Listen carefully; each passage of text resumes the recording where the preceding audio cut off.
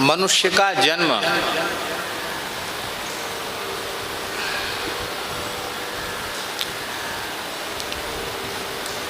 व्यर्थ में नष्ट होने का मुख्य हेतु क्या है? मानव जन्म जो नष्ट हो रहा है, अमूल्य मानव जन्म नष्ट हो रहा है, उसका कारण क्या है? उसका कारण है गुणदोष दर्शन। उसका कारण क्या है? गुणदोष दर्शन। भजन की सबसे बड़ी बाधा है गुणदोष दर्शन, सबसे भारी बाधा है। और दो ही चीजें हैं, या गुण है या दोष है। किसी में गुण दिखाई पड़ेंगे तो किसी में दोष दिखाई पड़ेंगे, और इसी गुण दोष के चिंतन में, गुण दोष की चर्चा में हमारा अमूल्य समय नष्ट हो जाता है। एक दिन प्रवचन में सुन रहे थे, परम श्रद्धेय स्वामी श्री राम सुखदास जी महाराज के प्रवचन में वो कह रहे थे कि मान लो 60 वर्षों में, 60 साल तक खूब मेहनत की, व्यापार किया, खूब धंधा किया, धन कमाया,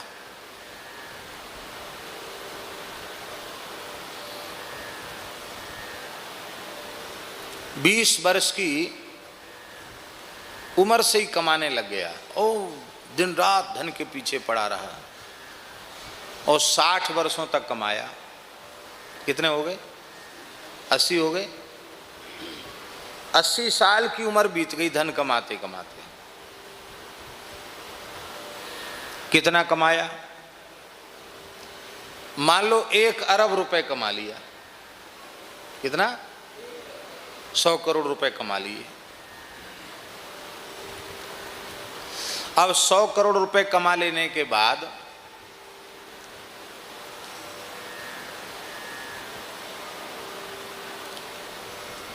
कोई कहे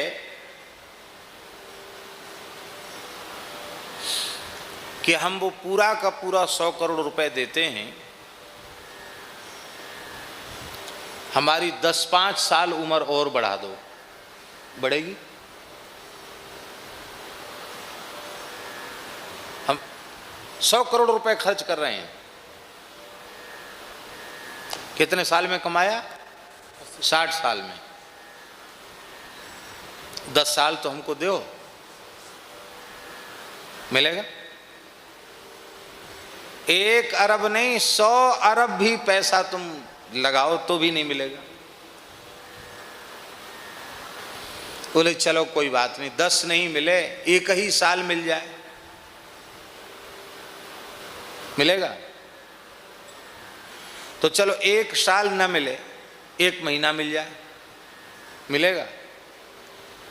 1 महीना न मिले, 1 दिन रात मिल जाए, 24 घंटा मिल जाए, मिलेगा? वो 60 साल की कमाई, 60 साल की कमाई खर्च करने पर, दाव पर लगाने पर भी 1 घंटे की उम्र नहीं मिलेगी। ज्यादा मिलेगी? 1 घंटा अतिरिक्त समय मिलेगा जिंदगी से। चलो 1 घंटा न मिले, 24 मिनट मिल जाए, उतने भी नहीं मिलेंगे। चलो 12 मिनट मिल जाए,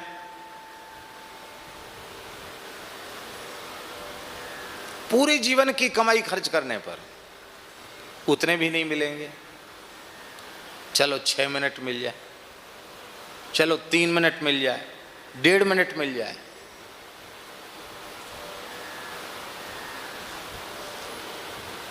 अब 1 मिनट का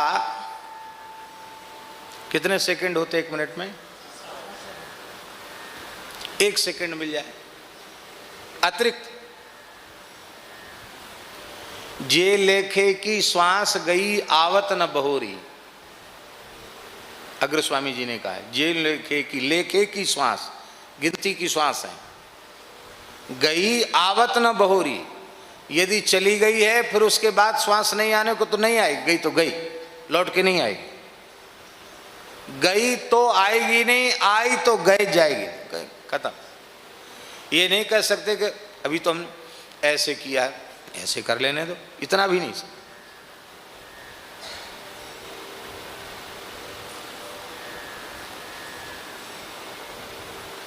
अरे 1 करोड़ 100 करोड़ 1 अरब नहीं, 100 अरब नहीं, सारे त्रिलोकी की संपत्ति देने पर भी एक क्षण की कीमत आप उसकी चुका नहीं सकते, एक क्षण की कीमत नहीं चुका सकते। हम लोगों का सवेरे से लेकर शाम तक कितना समय बर्बाद होता है।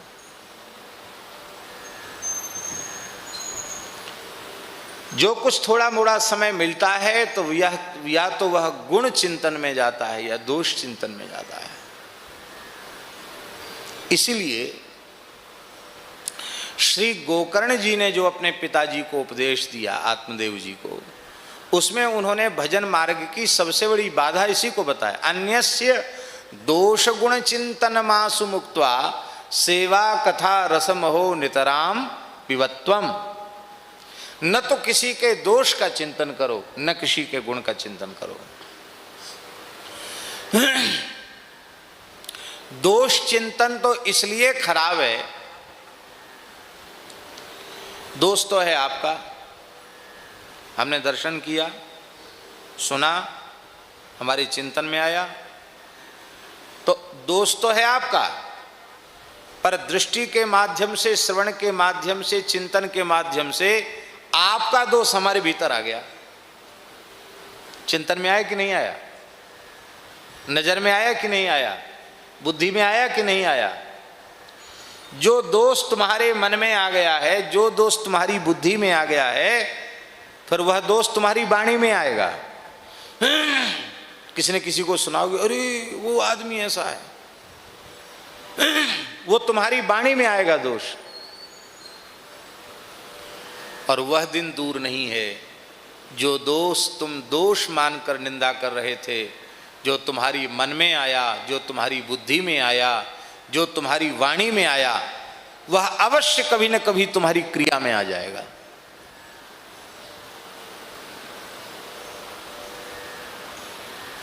इसलिए दोष प्रत्यक्ष देखते हुए भी दोष मत मानो। ये भगवान की लीला है, मायामय जगत है, सब ठीक है।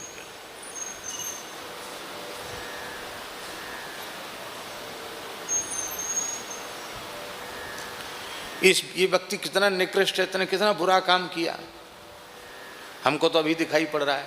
हमारा यह क्या पहला जन्म है?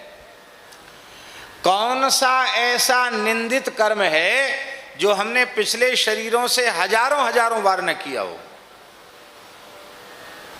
बहुत भले बन रहे हो,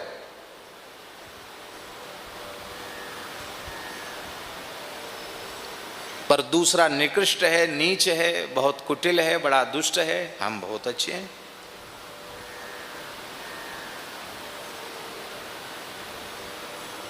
दोष चिंतन तो इसलिए बाधा है कि दोष जब चिंतन करोगे तो चिंतन में, वाणी में आने के बाद फिर क्रिया में आ जाएगा, इसलिए खराब है। अब गुण चिंतन क्यों खराब है? गुण चिंतन इसलिए खराब है, गुण माने विशेषता, किसी का कोई बहुत विशेष कोई विशेषता होती उसके जीवन की, उसको हम गुण कहते हैं। जैसे अभी इतना सुंदर गाते हैं, ये गुण है। ये इतना बढ़िया तबला बजाती है, ये गुण है। ये बांसुरी बजाती है, गुण है।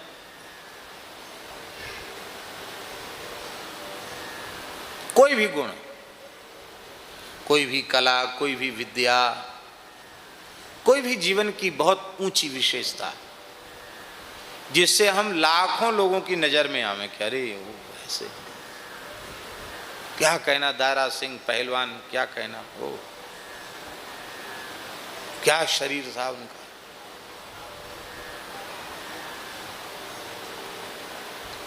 अलग अलग विशेषताएं, नाचने गाने वाले, पहलवान, पंडित, अरे कितने बड़े पंडित, ओहो, शास्त्रार्थ महारथी महामहोपाध्याय षड्दर्शनाचार्य, हो जाने क्या क्या उपाधि है।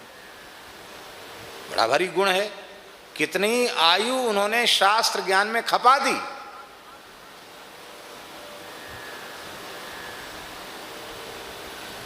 अब ये गुण चिंतन है। अरे देखो, कल तक ऐसे ही रोड पर घूमते थे, सड़क पर घूमते थे, कितनी बुद्धिमानी से, कितने विवेक से, कितने श्रम से कितना बड़ा काम कर दिया। लोग कहते हैं कि पेट्रोल पंप पर पेट्रोल भरने का काम धीरू भाई अंबानी करते थे, ऐसा मैंने सुना है। झूठो सच भगवान जाने। हम तो न पढ़े हैं, किसी पढ़े लिखे आदमी के मुंह से सुना कि ऐसे तेल भरते थे वो। पर उन्होंने उसी दिशा में काम किया तो इस देश में तो वो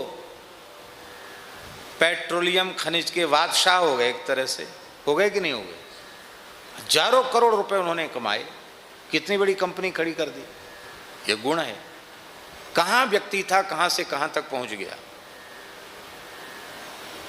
चलो, गुण है, गुण चिंतन तो कर सकते हैं। बोले नहीं, ये भी बाधा है। जैसे कोई संत अहर्निश नाम जप रहे हैं,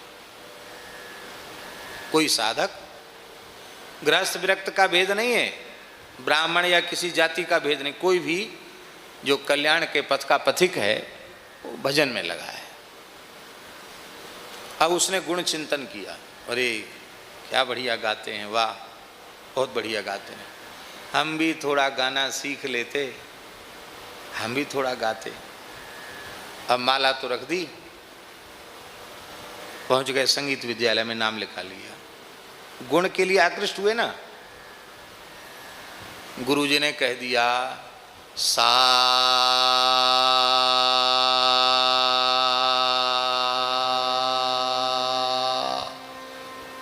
सा,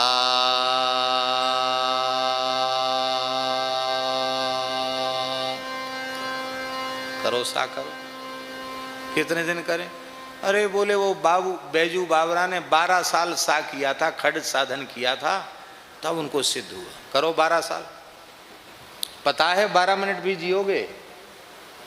पता है 12 महीना भी जियोगे?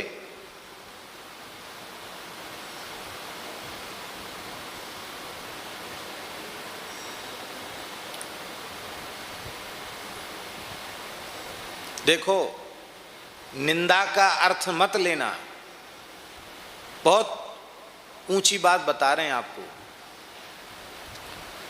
एक अच्छे संत, बचपन के साधु, खूब भजन करने वाले साधु,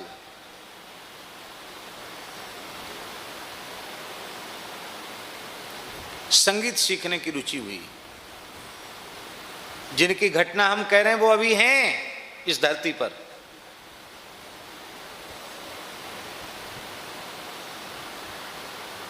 पहले तो गाना सीखा। गाने सिखाने वाले गुरुजी ने कहा कि तुम्हारा बहुत बढ़िया स्वर नहीं है, बुलंद नहीं है, ये सीख लो, तबला सीख लो। पखावज सीखा, तबला सीखा, और इतना बढ़िया तबला महाराज, अखिल भारतीय स्तर के कार्यक्रमों में वो तबला बजाते थे। बड़े अंतर्राष्ट्रीय कलाकारों के साथ तबला बजा, हमने सुना उनका तबला। पहले बहुत बड़ा होता था हरिदास संगीत समारोह, उसमें हम भी जाते थे सुनने के लिए, क्योंकि स्वर से रुचि होने के कारण। हमने पंडित श्री भीमसेन जोशी जी का गायन निधवन राज में सुना। जसराज जी का तो कई बार गायन सुना, पंडित श्री जसराज जी। अच्छे अच्छे कलाकार वृंदावन में आते हैं, तो मन में इच्छा होती तो सुनने जाते थे।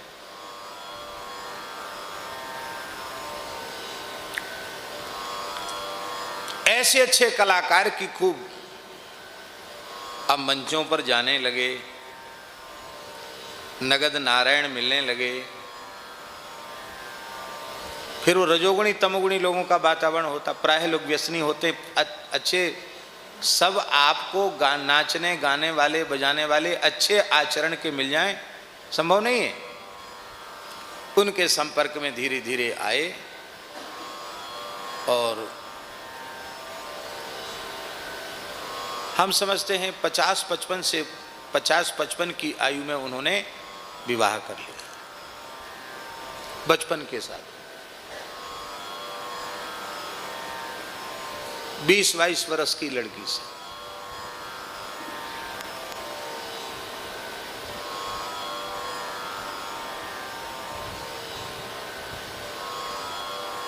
निंदा के अर्थ में नहीं लेना कि हम किसी का स्मरण करके निंदा कर रहे हैं, ये बिल्कुल नहीं समझना।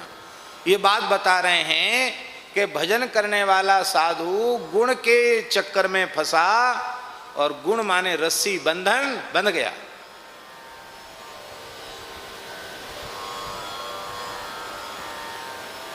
भैया गुण प्रत्यक्ष बंधन कारक हैं, ये हमें बंधन से बचाते ही तब हैं जब हम अपना गुण श्री ठाकुर जी को अर्पित कर दें। हमारा संगीत संसार के लिए नहीं है, धन कमाने के लिए नहीं है, हमारा संगीत श्री ठाकुर जी को रिझाने के लिए।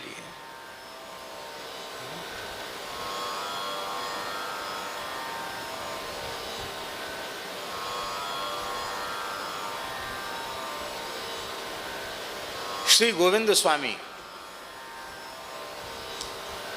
श्री गोकुल में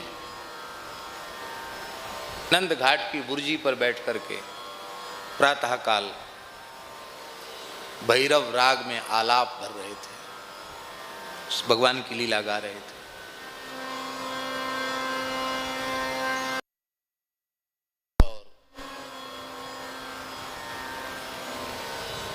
स्वर का संगीत का प्रेमी अकबर बादशाह तानसेन के साथ बेश छिपा करके आया।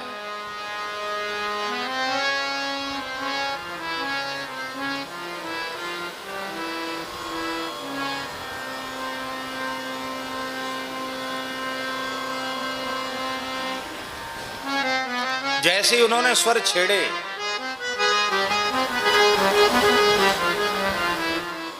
तो उनके वहां देखो, न तो वहां कोई तार वाद्य है, न कोई ताल वाद्य है, न कोई बांसुरी आदि वाद्य, केवल ऐसे ही कंठ स्वर से जैसी भैरव का आलाप भरा और ठाकुर जी की कोई प्रभाती भैरव में गाई, रोम रोम खिल गए अकबर और तानसेन के। और अकबर के मुंह से निकला वाह वाह वाह। आपका ध्यान गई वाह वाह करने वाला नीचे बैठा था। कौन हो भाई तुम वाह वाह करने वाले, कौन हो? तानसेन को पहचानते थे, जहां पनाह अकबर, शहंशाह अकबर। आप कुछ बोले नहीं, वहां से उठ के चले गए। जीवन भर भैरव राग नहीं गाया, उसके बाद जीवन भर भैरव नहीं गाया। बोले झूठा हो गया, हम तो श्रीनाथ जी को सुना रहे थे, किसी मनुष्य ने, किसी बादशाह ने वाह वाह कर दी, हमको क्या लेना देना बादशाह से।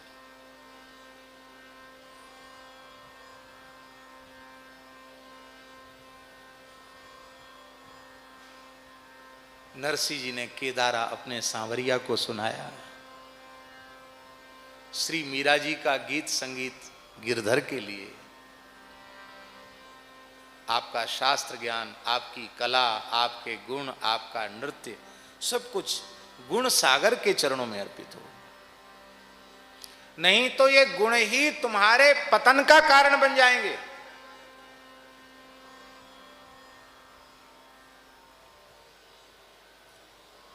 शास्त्र ज्ञान भी पतन का कारण बन जाता है।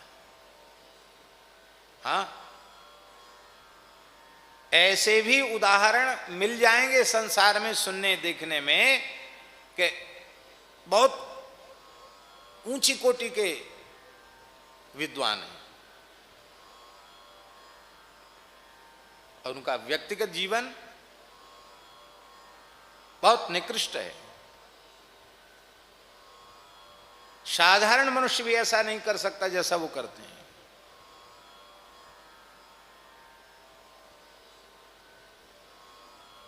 क्या हुआ उस शास्त्र ज्ञान से? क्या क्या प्रयोजन सिद्ध हो गया?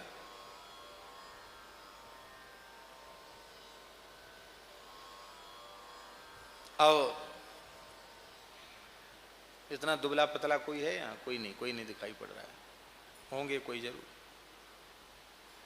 कोई दुबले पतले साधक ने, ये बेचारा एक हड्डी का है, हरे कृष्ण कृष्ण कृष्ण हरे हरे राम राम राम हरे हरे हरे कृष्ण जप रहा है। पहलवान जी को देखा, अरे क्या बढ़िया, क्या पर्सनालिटी है, ऐसे छाती तान के चलते हैं, ये भुजदंड हैं, ऐसे हाथ करते हैं, क्या कहना, बहुत अच्छे हैं, वाह। एक हमें देखो, सब सुखा डाला शरीर, माला फेर फेर के सब शरीर सूख गया, ये नहीं खाना, वो नहीं खाना, वो नहीं खाना। हमारे परमहंसी महाराज, उनकी एक घटना श्री रामानुज गुरु जी भी सुनाते थे और ठाकुर जी भी सुनाते। 84 को इसकी परिक्रमा में, ये शेरगढ़ के पास एक गांव में परिक्रमा पहुंची, चीर घाट के आसपास की कहीं की बात है।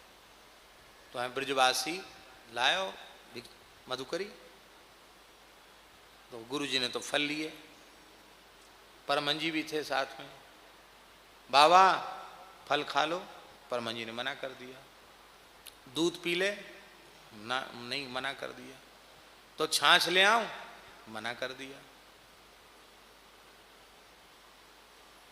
जो जो चीज लाया था सब मना कर दिया उन्होंने। क्यों? परमहंस जी ने कम से कम 20-25 वर्ष तक लगातार केवल जमुना जी के जल में रोटी भिजा लेना और पा लेना, न नमक, न मिर्च, न दूध, न दही, न घी, न शक्कर, न कोई फल फलाई, कुछ नहीं।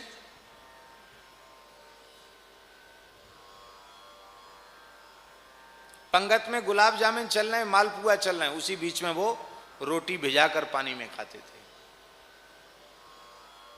ये तो महाराज जी के कहने से मिशन में भर्ती करना पड़ा उनको। एक बार बीमार हो गए तो स्वामी जी नाराज हो गए। मिशन वाले शक्ति स्वामी जी थे, बोले कैसा महात्मा भर्ती कराया? महाराज जी से बोले आपने ये चीज़ खाओ, बोले नहीं खाते, ये चीज़ खाओ, नहीं खाते, तो क्यों आया यहाँ फिर ये महात्मा? महाराज जी बोले परमहंस जी तपस्या पूरी हो गई, जो भगवान को भोग लगे सब पाओ। महाराज जी की आज्ञा उन्होंने स्वीकार की। तो ब्रजवासी हुए, बोले बाबा दूध पियोगे नाय, दही पियोगे नाय, छाछ पियोगे नाय, और मीठो गुड़ कछु खावेगो नाय। तो कहा तो जहर ले आऊं, जहर पी ले।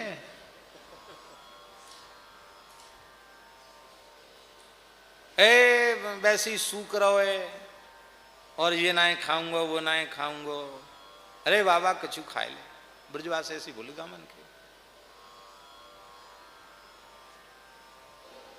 ठाकुर जी सुनाते, बोले महाराज जी मेरे सामने की बात है।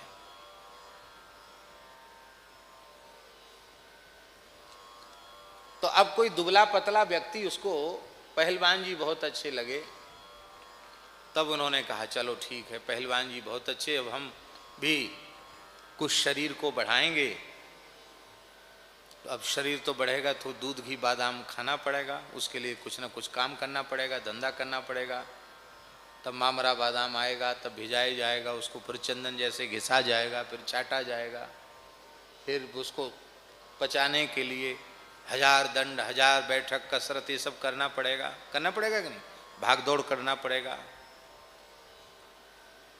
अब शरीर तो बढ़िया हो गया, जो बेचारे सूखे साके दूबरे पतरे से थे वो हो गए, लेकिन अब माला छूट गई। महाराज कंठी भी नहीं पैर सकते, हाँ, पहलवान होने के बाद, क्योंकि कुश्ती में वो कंठी पकड़ लेगा तब क्या करोगे, जनेऊ पकड़ लेगा तब क्या करोगे। कुश्ती लड़ते समय वो भी माला भी उतार के धर दी जाती है,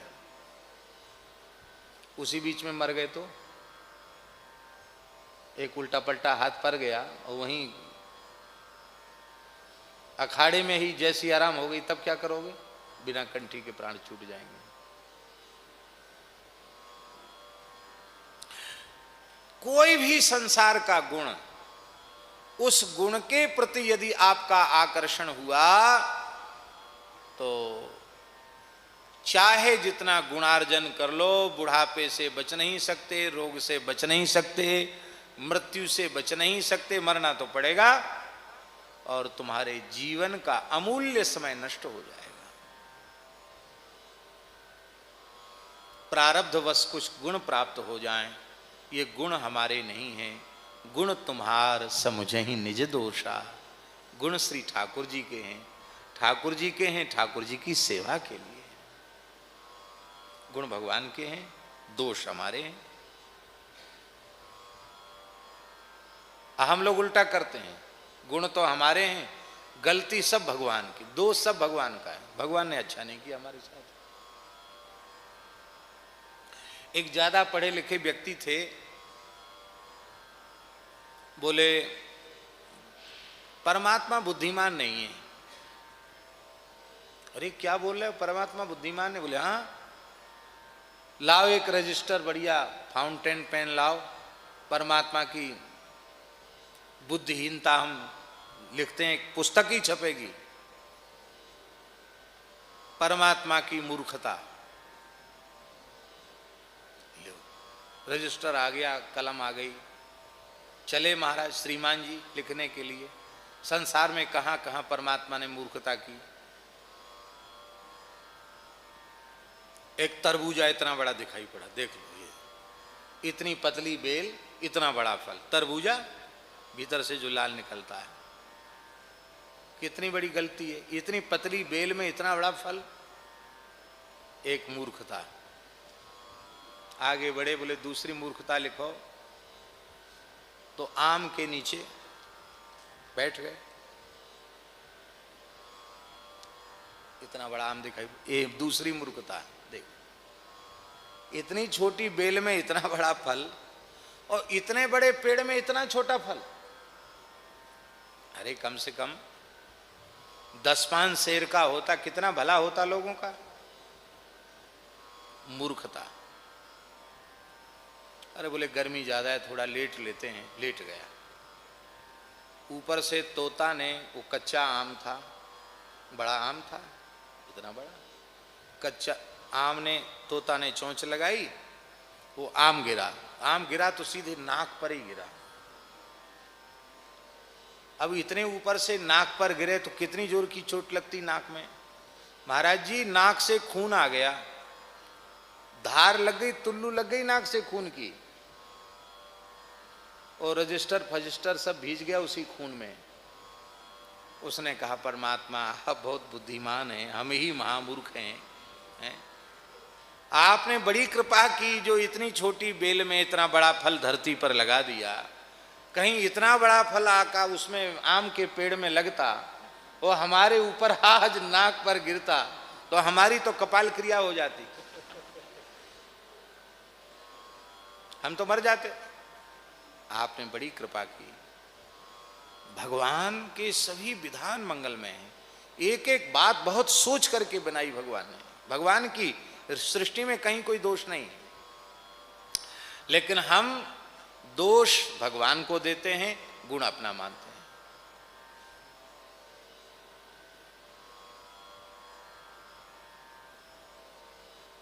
काल ही कर्म ही ईश्वर ही मिथ्या दोष लगाए, जो न तरे भव सागर नर समाज अस पाए, सोकृत निंदक मंदमति आत्महन गत जाए। तो इसलिए अब कोई ऐसा कहता हो कि क्या करें, हमको तो गुण दोष के चिंतन के बिना रोटी की तो चले क्या, पानी भी नहीं पचता है। पानी भी तब पचेगा जब किसी की बुराई भलाई वाणी से निकल जाएगी, तब पचेगा। यदि ऐसा अभ्यास दुर्भाग्य से हो गया हो और इसको आप छोड़ न सकते हो, तो एक नियम ले लो,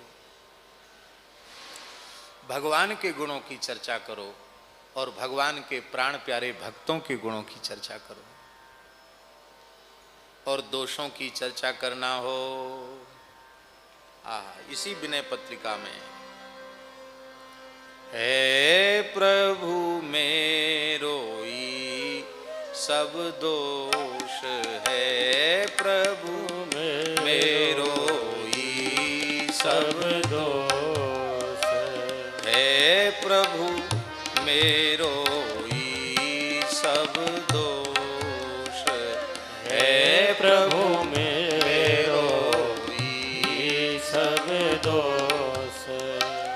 शील सिंधु कृपालु नाथ, अनाथ आरत पोषु।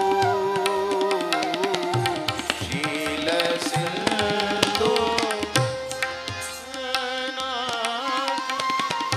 अनाथ आरत पोषु है, प्रभु मेरो ही सब दोष है, प्रभु मेरो ही सब दोष।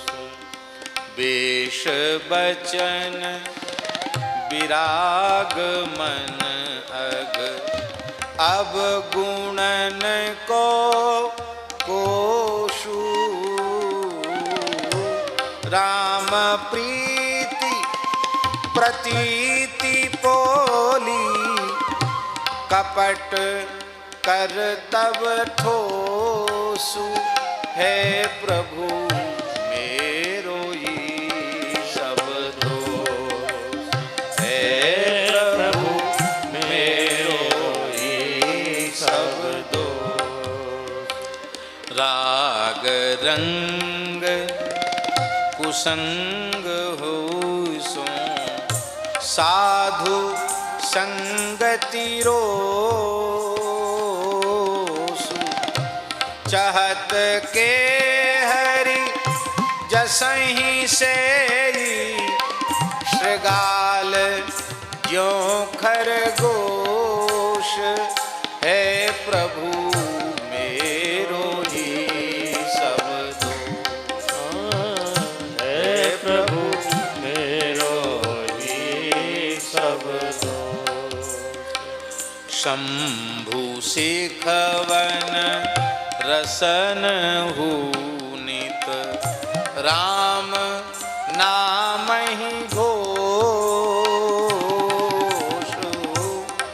दंभहु कलि नाम कुंभज, शोच सागर पोषोखु है, प्रभु मेरो ही सब दोष है, प्रभु मेरो ही सब दोष।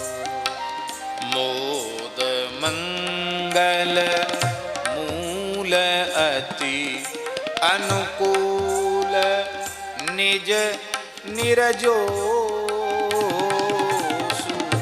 राम नाम प्रभाव सुनी, तुलसी परम परितोषु। तुलसी परम परितोष है, प्रभु मेरो ही सब दोष है, प्रभु मेरो ही सब दोष। कैसे देऊं नाथ ही खोर, कैसे देऊं नाथ ही खोर। राम जी को दोष कैसे दें? काम लोलुप भ्रमत मन हरि, भगति परिहर तोरी। कैसे देऊं नाथ ही को, बहुत प्रीति पूजाए वे पर, पूजी वे पर थोरी।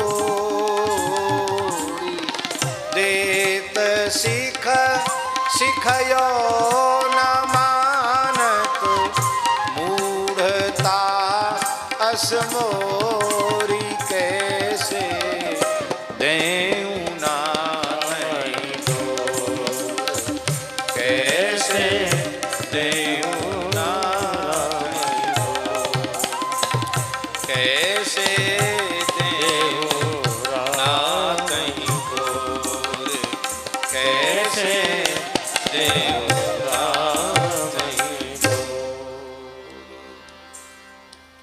कौन कुटिल खल कामी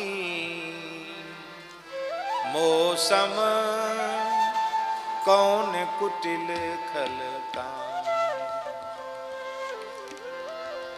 मौसम, कौन कुटिल खल कामी मौसम, कौन कुटिल खल कामी मौसम, कौन कुटिल खल कामी।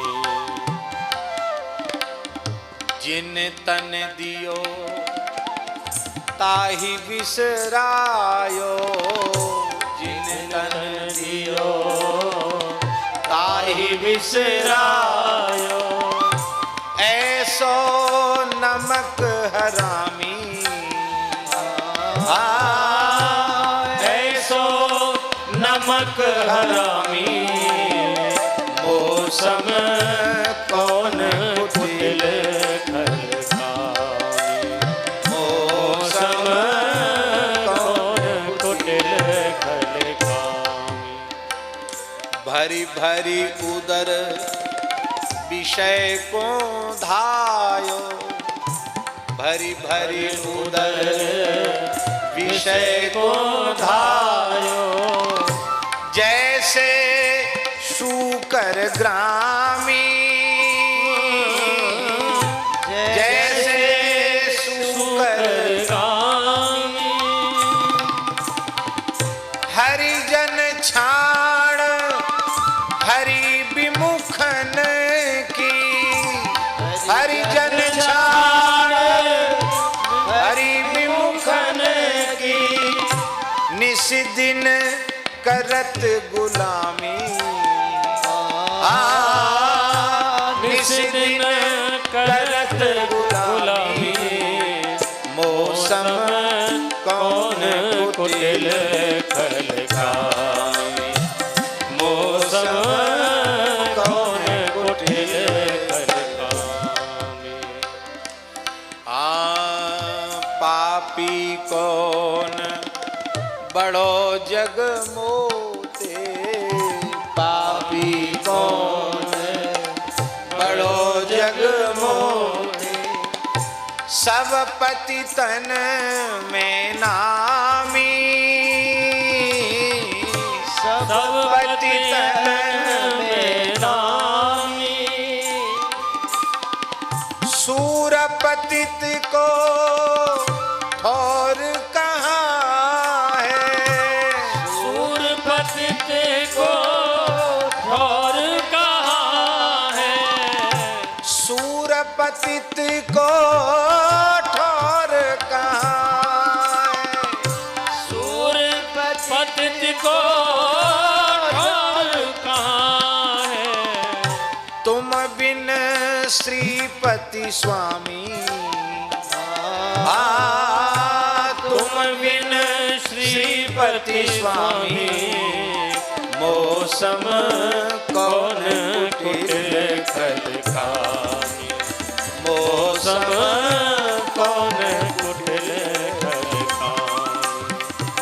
यही तन दियो ताहि बिसरायो, जिन तन दियो ताहि बिसरायो, ऐसो नमक हरामी,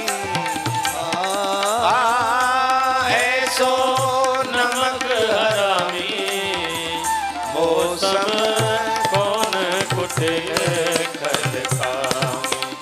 मौसम कौन कुटिल खल कामी। यदि दोष चिंतन का अभ्यास है तो भैया अपने से ज्यादा दोष युक्त इस धरती पर कोई दूसरा नहीं। बुरा जो देखन में चला, बुरा न मिलिया कोई, जो दिल खोजा आपना, मुझसे बुरा न कोई। कितने दोष हैं।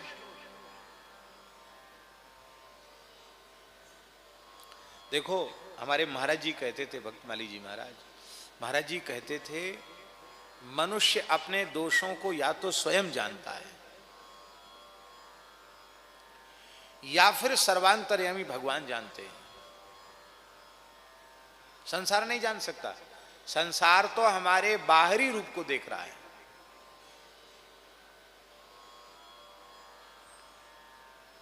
हम संसार की दृष्टि में भले बने हुए हैं, खुद भले नहीं हैं, संसार की दृष्टि में भले बने हुए। यही बहुत बड़ी कमजोरी है।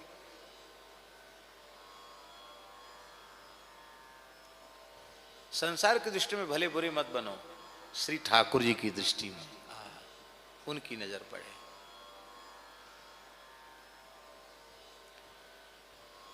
तो यदि भगवान और भगवान के भक्तों के गुणों का गान किया गया तो क्या होगा है? बोले तो तुम्हारा ये जो गुण चिंतन है ना, ये तुम्हारा साधन बन जाएगा, ये दोष भी साधन बन जाएगा।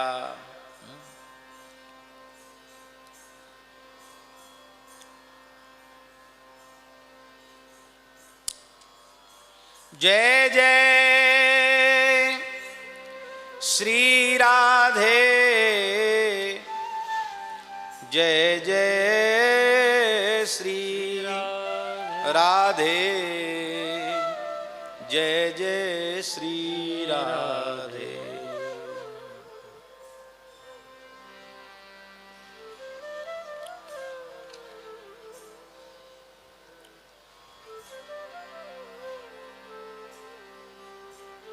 इसी पद में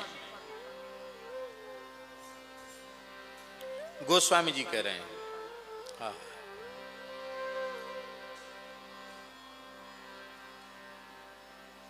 इसी पद में, वैसे हमको और पद स्मृति में आ रहे थे, लेकिन अब यही उदाहरण है तो दूसरे क्यों खोजें।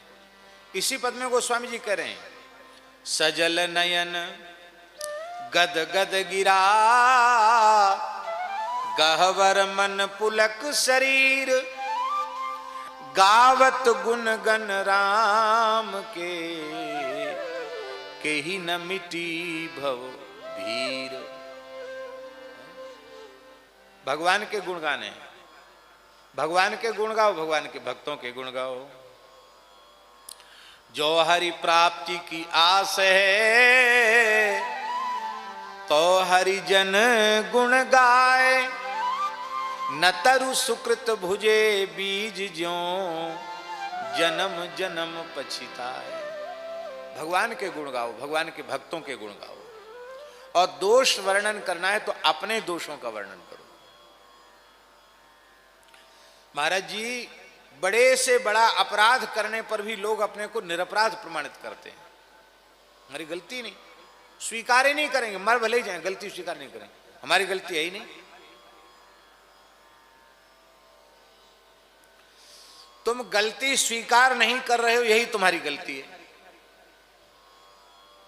अपने से बड़े कोई गलती बतावें तो गलती न होने पर भी उसे स्वीकार करो और विनम्रता से कहो कि इसका, बनावटीपन से नहीं, भीतर से विनम्रता से कहो, आप बिल्कुल ठीक कहते हैं, हमसे गलती बनी है, आप इसका प्रायश्चित हमें बताइए। और उन्होंने प्रायश्चित, आपकी गलती नहीं है, आपने हमसे पूछा और हमने आपको प्रायश्चित बता दिया कि ये काम कर लो, अब दोबारा करना नहीं ऐसी गलती, और ये कर लो तो ये पाप नहीं लगेगा तुमको। अब श्रद्धा पूर्वक आपने प्रायश्चित कर लिया। अब बात सामने खुल के आई, कह रही इसकी तो गलती नहीं थी, गलती तो दूसरे की थी, ये तो बेकार में मारा गया बेचारा, इसको इतना दंड दे दिया कि तो वो भग जाओ, वहां चले जाओ, यूं करो त्यों करो। पर इन्होंने मान लिया, बात मान ली और साधन कर लिया। तो उसके बाद जो अपने बड़ों के मन में जो प्रसन्नता होगी, जो आह्लाद होगा, देखो कितना शीलवान है? कितना भला है, कितना श्रद्धावान है। दोष न होते हुए भी इसने द्वेष स्वीकार किया।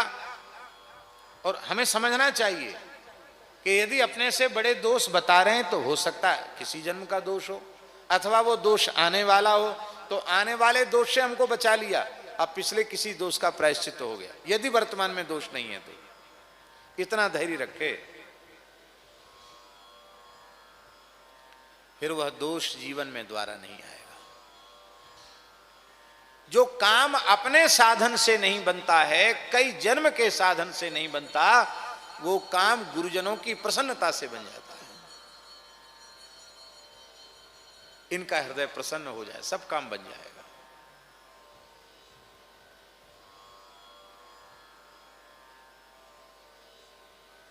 खाक चौक की बात है। पूज्य पहाड़ी बाबा महाराज, जिनका इधर प्रथम छवि द्वितीय पहाड़ी बाबा के शिष्य हमारे गुरुदेव, तो पूज्य पहाड़ी बाबा महाराज का तो ऐसे ही विलक्षण स्वभाव था उनका। हमसे बोले, अमुकदास, हाँ महाराज, अरे भक्तमाली जी का बहुत दिन से दर्शन नहीं हुआ। अरे राम राम, बहुत दिन से दर्शन नहीं हुआ। पूज्य रामायणी जी और भक्तमाली जी दोनों से बहुत प्रेम करते थे महाराज। रामायणी जी तो बहुत समय खाक चौक में ही रहे, तब सुदामा कुटी में कमरे की बढ़िया व्यवस्था नहीं थी, वहीं रहे। बाद में सुदामा कुटी में रामायणी जी के लिए कमरा बना, तब वहां गए। खाक चौक में ही रही महाराज जी के पास। रामायणी जी कहते थे, महाराज कहते जैसे कोई 100 टन सोना हो, ऐसे खरे महात्मा थे। सब कांपते थे उनके डर के मारे। महाराज जी बोले, अरे बहुत दिन हो गए दर्शन नहीं हुआ। ओहो, बहुत दिन हो गए दर्शन नहीं हुआ। राम राम राम राम, बहुत दिन हो गए दर्शन नहीं हुआ। एक धुन लग जाती थी उनको, जब तक वो पूरी ना हो तब तक बोलते रहते, अरे राम राम, बताओ दर्शन नहीं हुआ। तुम जाते हो? यहाँ महाराज जी रोज जाते हैं। यहाँ कभी क्यों नहीं बुलाते उनको? यहाँ आवे, हमको दर्शन हो जाए। मैं चलता फिरता नहीं हूँ, एक जगह बैठा रहता हूँ, मुझे दर्शन हो जाए। तो हम उठे, हम गए सीधे रामानंद पुस्तकालय। महाराज जी कुछ लिख रहे थे, तो महाराज जी बोले, पंडित जी इस समय कैसे आए? क्यों हम शाम को जाते थे। जब वहाँ से खाक चौक से निकलते तो पहले महाराज जी का दंडोत प्रणाम करते, थोड़ी देर महाराज जी के चरणों में बैठते, फिर गोपीश्वर महादेव दर्शन करते, वहाँ गीत गोविंद का एक सर्ग सुनाते, फिर खाक चौक में आ जाते। इसी बीच में आरती का समय हो जाता था।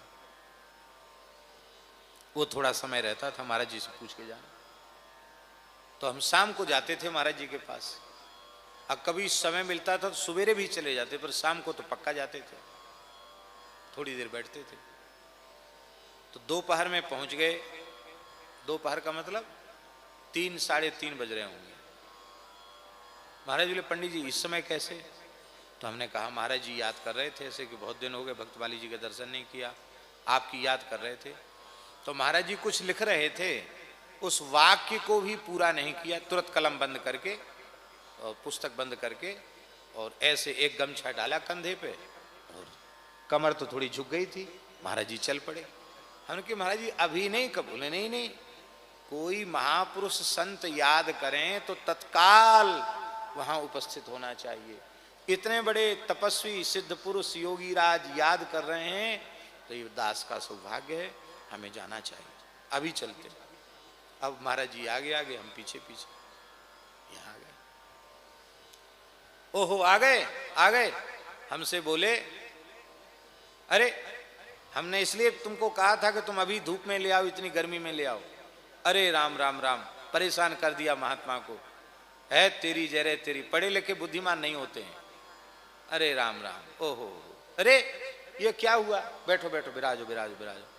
महाराज जी के लिए ऊपर ठाकुर जी सामने पट्टी थी, उस पर कम्बल बिछवा दिए थे। नहीं नहीं, महाराज जी नीचे बैठ गए। चटाई बिछी थी नीचे, गर्मी का समय था। साष्टांग दंडोत करके, महाराज जी तो विनम्रता की मूर्ति थे, दंडोत करके महाराज जी ऐसे हाथ जोड़ के बैठ गए। अरे राम राम, क्या हुआ? अरे तुम तो बूढ़े हो गए, बुढ़ापे ने घेर लिया। हे भगवान, हे भगवान, कमर झुक गई। ओहो, कमर झुक गई।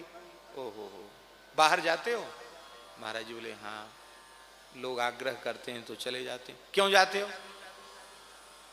अरे राम, छाती पे धर के ले जाओगे सब, क्यों जाते हो? वो ऐसे बोलते थे। महाराज बोले बाहर जाते हैं, कोई आग्रह करता चले जाते। क्यों जाते हो? बुढ़ापे में क्यों जाते हो वृंदावन से बाहर? अब महाराज जी ने जो उत्तर दिया वो हम सुना रहे हैं। महाराज जी ऐसे हाथ जोड़ के बैठे थे, बोले ज्ञान वैराग्य का सर्वथा अभाव है, लोभ अत्यंत बढ़ा हुआ है, इसलिए सत्संग का तो बहाना रहता है, बाहर जाएंगे तो कुछ मिल जाएगा, इसी लोभ से बाहर चले जाते। आग्रह तो लोगों का रहता ही है। ये बात हाथ जोड़ के महाराज जी ने की। क्या कहा? वो ही वाक्य दोहरा रहे हैं, ज्ञान वैराग्य का सर्वथा अभाव है, मन में लोभ जगा हुआ है। जबकि पूरे जीवन में महाराज जी ने न एक इंच भूमि ली, न 1 रुपए का संग्रह किया, अपने लिए एक फूस की झोपड़ी तक नहीं बनाई। दास कबीर जतन ते ओड़ी, ज्यों की त्यों धर दीनी चदरिया। ऐसा जीवन, एक रस पूरा जीवन बीत गया उनका।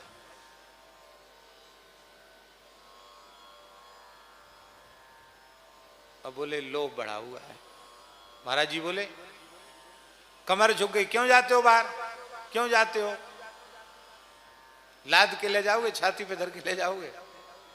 महाराज जी बोले सब समझते हैं, फिर भी क्या करें, अज्ञान छाया हुआ है, लोभ बढ़ा हुआ है। मने तो करते हैं हम कि हम नहीं जाएंगे, पर लोग आग्रह करते हैं तो हम चले जाते हैं। यहां आ जाओ। हमसे बोले देखो हम भी बूढ़े हैं, ये भी बूढ़े हैं, दोनों की सेवा करो। हिम्मत है जो खाक चौक से कोई यहां से ले जाए उनको। महाराज जी हाथ जोड़ के हंस के बोले हाँ, सो बात तो महाराज जी सही है, यहां से तो कोई नहीं ले जा सकता हमको। और सही बात है।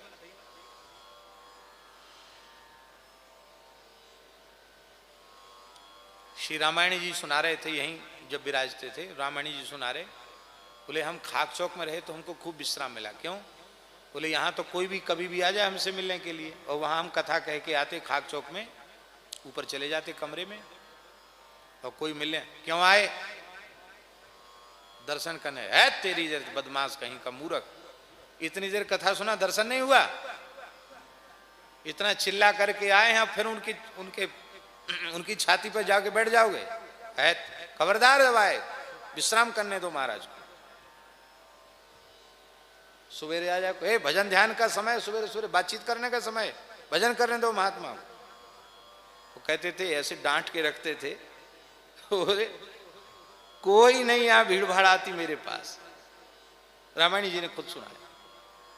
तो महाराज जी बोले कि ये बात तो बिल्कुल सही है, यहाँ रह जाएंगे तो कोई हमको बाहर ले जा नहीं सकेगा। अच्छा भला यहीं आ जाओ, यहीं रहो, यहीं रहो, हमारा नाम लेके बोले ये सेवा करेगा, ये सेवा करेगा, यहीं रहो।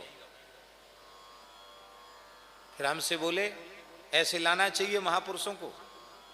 अरे कोई भोज भंडारा होता, खीर मालपुआ की रसोई होती, इनको जिमाते, कुछ भेंट दक्षिणा देते, बैठ के प्रेम से पाते पवाते। बताओ, ले आए गर्मी में, जाओ पहुंचा के आओ। एक दोना में प्रसाद दिया, पेड़ा, वो अपने गाय के दूध के खोवा के पेड़ा बना लेते थे, बढ़िया पेड़ा है हमारे हाथ के बनाए हुए, लो खाना खाना, लो ले जाओ। महाराज जी को एक दोना पेड़ा दिए, महाराज जी ने अपने गमछा में बांध लिए, और फिर कमर थोड़ी झुकी थी, फिर प्रणाम करके चलो। हमसे बोले जाओ बेच के आओ। अब हमें बहुत खराब लगा, मैंने कहा इतनी देर से कह रहे थे दर्शन नहीं भाई, और यहाँ तो डांट फटकार और कर दी महाराज जी को। बताओ, ये तो अच्छा नहीं किया। मन में हमारे ऐसा आया, तो हम ऊपर तक गए, बड़े उदास थे। हमने कि महाराज जी की बोलनी ही है। बोले उसमें क्या उन्होंने अनुचित कहा? एकदम ठीक कहा।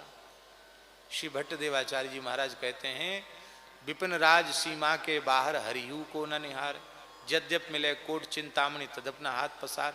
धाम को पीठ दिखा के जाते क्यों? कोई ना कोई लोभ तो रहता ही है, क्यों जाए बाहर धाम से बाहर? बिल्कुल ठीक कहा उन्होंने, नहीं जाना चाहिए, एकदम ठीक कहा। इसमें अनुचित क्या कहा? हमने कि महाराज जी आप में हम निकट से देखते हैं लोभ की सूक्ष्म गंध तक नहीं है, और आप कहते लोभ बढ़ा हुआ है, ज्ञान वैराग्य का अभाव है। तो हमको तो ये बात समझ भी नहीं आती। कहते भाई देखो, मनुष्य के जो दोष है ना, या तो वह स्वयं समझता है या सर्वांतर्यामी रघुनाथ जी समझते हैं, दूसरे लोग नहीं समझते हैं। तुम्हारे मन में श्रद्धा है इसलिए तुम्हें दोष नहीं दिखाई देता है, जहाँ श्रद्धा होगी वहाँ दोष दर्शन नहीं होगा। पर मनुष्य में दोष रहते तो हैं ही। हमने कहा महाराज जी मान लो दोष नहीं है तो? महाराज जी बोले तुलसीदास जी में दोष थे क्या, सूरदास जी में दोष थे क्या? पर सर्वथा निर्दोष महात्माओं ने कहा मौसम कौन कुटिल खलकामी। दोष न होते हुए भी दोष स्वीकार करना ये साधुता है, क्योंकि हम दोष स्वीकार करेंगे तो हमारे मन में दीनता आएगी, और दीनता आएगी तो अहम शून्य हुए बिना न तो प्रेम जगेगा न ज्ञान जगेगा। ये बात उस दिन महाराज जी ने बताई। आहा, अब एक बात और कह दे फिर हम पूरा कर देते हैं। वो बात ये है कि पुत्र उसमें कोई दोष आ गए हैं और पिता उन दोषों को देखकर सुनकर भी उसके सुधार का प्रयास नहीं करता है, तो वह दोष का भाजन बनेगा। पिता अपने पुत्र के दोष देखे तो उसको दोष दर्शन नहीं कहा। क्यों? क्योंकि पिता अपने पुत्र का हित चिंतक है, हितैषी है। वो चाहता कि मेरे पुत्र में ये दोष न रहे। ऐसे ही गुरु महाराज अपने निकट रहने वाले किसी शिष्य के दोष को देखें और उसके सुधार के लिए उसको कहें तो वो दोष नहीं माना जाएगा, वो तो उनकी करुणा है, वे तुम्हें निर्दोष बनाना चाहते हैं। लेकिन सामान्यन हम गुण दोष के चिंतन से बचें। ये दोष हम त्याग दें तो फिर हमारे पास समय की कमी नहीं है। इसलिए ठीक से बात समझ में आ जाए तो बोलती बंद हो जाएगी, राम नाम के अलावा कुछ निकलेगा ही नहीं। एक शब्द भी निकलना मुश्किल हो जाएगा भगवान के नाम के अलावा। जिस बात को नारायण पिताजी, जिस बात को हम बिल्कुल सत्य समझते हैं, सत्य है, घटना एकदम सत्य है, लेकिन उस सत्य जगत की घटना भी तो झूठी ही है। उस सच्ची घटना से तुम्हारा क्या लेना देना? तुम्हारा क्या कल्याण हो गया? क्या हित हो गया तुम्हारा? तुम्हारा अमूल्य समय नष्ट हो गया, लाभ क्या हुआ? कुछ हाथ नहीं लगा। समय की कीमत समझ में आ जाए, मानव जन्म का मूल्य समझ में आ जाए तो सब संसार छूट जाएगा। मल के समान, बमन के समान संसार छूट जाएगा और आधा क्षण भी बिना हरिनाम के नहीं जाएगा। लेकिन हम समझते ही नहीं। श्री प्रेम भिक्षु जी महाराज से पूछा आपकी दृष्टि में महापाप क्या है? तो उनके नेत्र भर आए। बोले श्री राम नाम के अतिरिक्त कुछ भी बोलना मेरे लिए महापाप के जैसा है।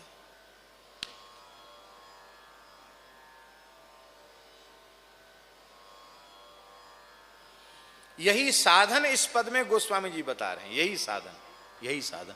इसकी पूरी चर्चा हम कल करेंगे। अजहूं आपने राम के करतब समझत हित हो। अजहूं आपने राम के करतब समझत हित हो। अजहूं, आज भी, अभी भी तू अपनी नीचता का विचार कर, अपने दोषों का विचार कर और श्री राम जी की कृपालुता, दयालुता, भक्त वत्सलता, शरणागत वत्सलता आदि गुणों का विचार कर। अर्थात अपने दोषों का चिंतन कर और प्रभु के गुणों का चिंतन कर। तो तेरे गुण दोष के चिंतन का जो भयंकर दोष है वे असाधन है। ये असाधन तेरा साधन बन जाएगा, और जब साधन बन जाएगा तो बस फिर तेरे हृदय में प्रेम का स्रोत फूट पड़ेगा। फिर क्या आएगा भीतर से, कहाँ तू कहाँ कौशल धनी, कहाँ तू कहाँ कौशल धनी, तो को कहा कहत सब को, हाँ तो को कहा कहत सब को। कहाँ तो भगवान कौशल इंद्र श्री राम जी हैं, और कहाँ तुम हो। तुम्हारा नाम भगवान से जुड़ गया है, आप भगवान के दास हो, आप कुंज बिहारी दास हो, आप गोपाल दास हो, आप कृष्ण दास हो, आप हरिनाम दास हो, हैं? आप गुण सागर दास हो, आप जगन्नाथ दास हो। सदगुरु भगवान ने तुम्हारा नाम भगवान से जोड़ दिया है, और इतने बड़े भगवान से जुड़ने के बाद भी तुम ऐसे हो, ये समझ में आएगा, इससे रोना आएगा। और जब रोना आएगा, प्रेम भगति जल बिनु रघुराई, प्रेम भगति जल बिनु रघुराई, अभयंतर मन कबहू की जाय, अभयंतर मल कबहू की जाय। तेरी सारी मलिनता आंखों से बाहर हो जाएगी, निर्मल हो जाएगा, हृदय पिघल जाएगा, दोष रहित हो जाएगा, और पिघला हुआ तेरा चित्त श्री ठाकुर जी के भाव रूप स्वरूप रूप सांचे में ढलकर जब भगवदाकार हो जाएगा, तो ये संसार भी संसार नहीं रह जाएगा। हरिरेव जगत जगदेव हरि ही हरितो जगतो नहीं भिन्न तनु, सारा जगत ही जगन्नाथ के रूप में दिखाई पड़ने लग जाएगा। कहाँ तू कहाँ कौशल धनी, कहाँ तू कहाँ कौशल धनी। भक्त भगवान में भेद समाप्त हो जाता, मिट जाता है, पर तेरी हालत देख, तेरी हालत क्या है। और तू फिर भी उनको नहीं बचता, तो को कहा कहत सब, हाँ तो को कहा कहत सब को।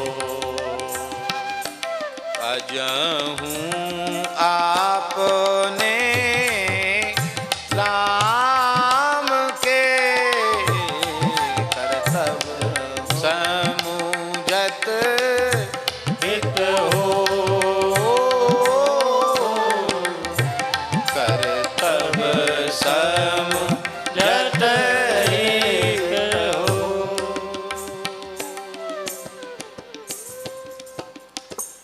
तो को कहा कहत सबको। तुमको लोग क्या कहते हैं? आपको ब्राह्मण कहते हैं ना, तो हमको रोना आना चाहिए। हमको लोग ब्राह्मण मानकर हमारे चरण पूजते हैं, ब्राह्मणता के गुण हमारे में हैं कि नहीं? ये मस्तक पर तिलक देख के, गले में तुलसी देख के लोग वैष्णव कहते हैं। वैष्णव का जैसा शील स्वभाव होना चाहिए वैसा हमारा है कि नहीं? वैष्णव के जैसे आचरण होने जैसे आचरण हमारे हैं कि नहीं?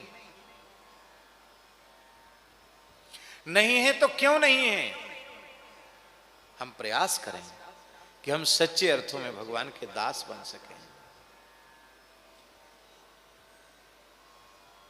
साधुता की गंध नहीं है, अपने को साधु शिरोमणि समझ रखा है हमने।